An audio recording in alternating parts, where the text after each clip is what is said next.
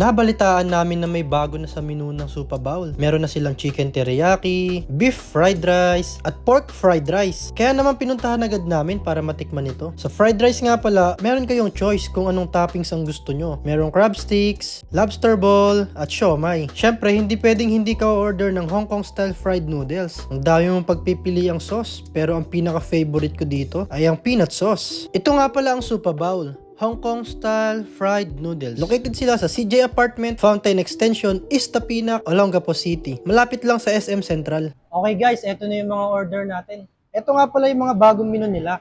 Eto yung unahin natin, ang teriyaki chicken. Sarap, di ba? Tikman na natin agad yan. Kain tayo. Ang sarap.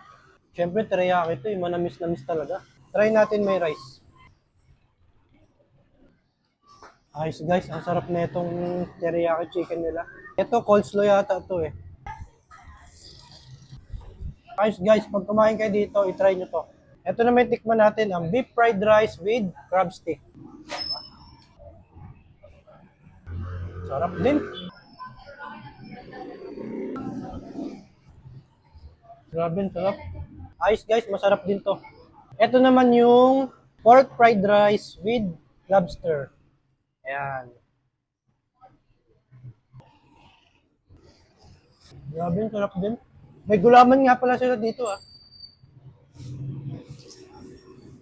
Parang mauubos ko lahat to. Ito nyo naman, dami namin in order. Oh. Siyempre, naka-chopstick na ako dito. Siyempre, ito ang huli nating kakainin. Ito talaga yung signature nila. Ang fried noodles. Ayan o. Lahat ng sauce nilagay ko dito. Lalong-lalo na yung peanut. Yung pinaka-favorite ko talaga dito. Ito na.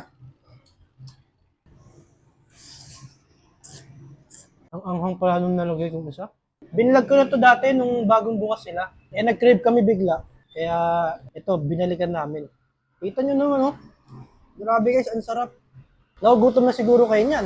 Pag napanood nyo tong video na to, dapat pumunta na agad kayo dito. Kasi nagugutom na kayo niyan, panigurado.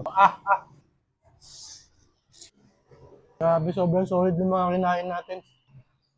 Located nga pala to sa CJ Apartment sa likod ng SM Central. Nakikita nyo na agad to, bungad na bungad lang sila. Punta na rin kayo.